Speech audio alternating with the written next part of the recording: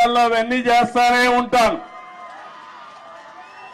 ఇప్పుడు నేను ఆలోచించే విధానం మీరు చూస్తే రాబోయే 30 ఏళ్లలో ఏం జరుగుతుందో ఇప్పుడే ఊహించి దానికి ఒక విజన్ తయారు చేసుకుని ముందుకు పోవాలనేది నా మనస్తత్వం. అందుకే ఈ సందర్భంగా నేను మిమ్మల్ని అందరినీ ఒకటే కోరుతున్నా. మీ తెలంగాణలో మా తమ్ముడు ఇప్పుడే చెప్తున్నాడు,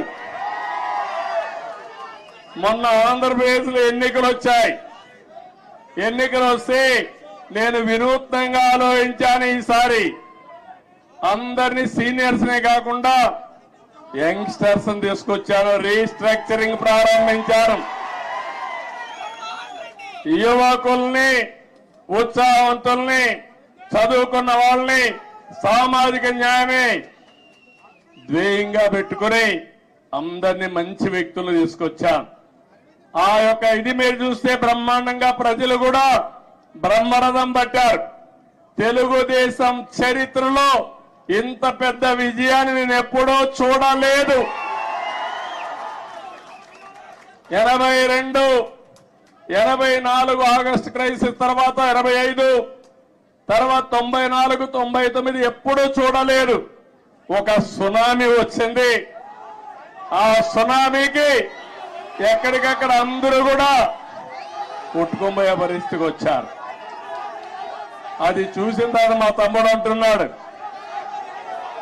అంటే ప్రజాస్వామ్యంలో మీరు ఒక్క విషయం గుర్తుపెట్టుకోవాలి, రాజులు లేరు, నియంతలు లేరు. ఎవరైనా విర్ర వీగితే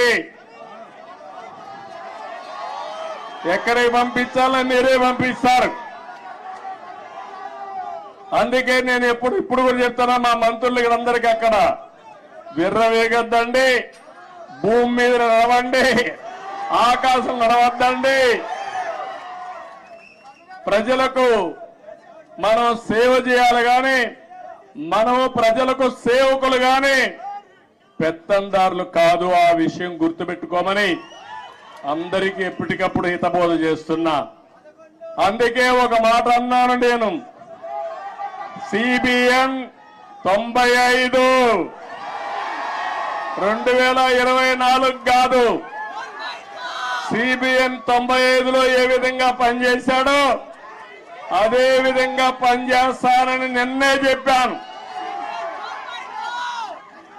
ఆ రోజుట్లో మీరు నాతో తిరిగిన వాళ్ళు ఇక్కడ ఈ గడ్డ మీద చూసుంటారు.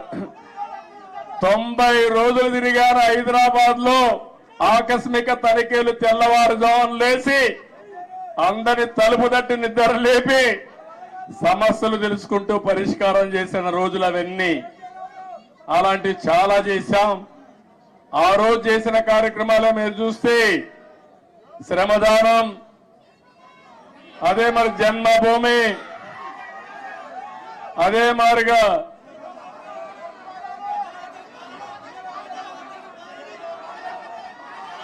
ఒకటి రెండు కాదు, నేను చేసిన ప్రోగ్రాలు మీరే ఎక్కువగా మాట్లాడుతున్నారు. ఆ రోజు పరిపాలన ఒక ఉద్యమ స్ఫూర్తితో తీసుకుపోయినా అవునా కాదా అని అడుగుతున్నా. కొత్త కొత్త ఆలోచనలు చేశాం. ఆ ఆలోచనల్ని ఎక్కడికక్కడ అమలు చేశాం. నన్ను అడిగారు, నేను సైబరాబాద్ అంటే కొంతమంది నన్ను ఎగతాళి చేశారు, ఏంటిది కొత్త విషయం మాట్లాడుతున్నామని. ఆ రోజు సికింద్రాబాద్, హైదరాబాద్ ఉంది. నేను ఆలోచించాను ఏ పేరు బాగుంటుందని. సరైన నేమం ఇన్ఫర్మేషన్ టెక్నాలజీ వచ్చింది, సైబరాబాద్ అని పేరు పెడదామని పెట్టి కడాన అమెరికా అధ్యక్షుడు బిల్ క్లింటన్ పిలిపించినప్పుడు నామకరణం చేశాం.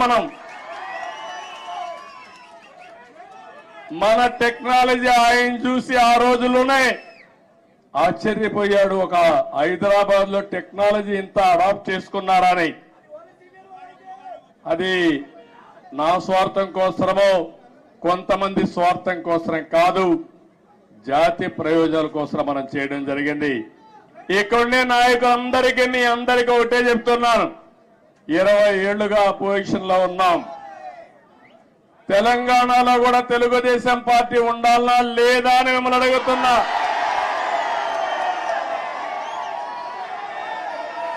తెలుగు వారి ప్రయోజనాల కోసం తెలుగుదేశం పార్టీ ఉండాలనా లేదా అని మిమ్మల్ని అడుగుతున్నా. తెలంగాణ గడ్డ పైన పుట్టిన పార్టీ ఉండాలనా లేదా అని అడుగుతున్నా. తప్పకుండా ఇక్కడ పార్టీ కోసం పనిచేసిన కార్యకర్తలు ఉన్నారు. తొందరలోనే పార్టీని రీస్ట్రక్చరింగ్ చేస్తాం.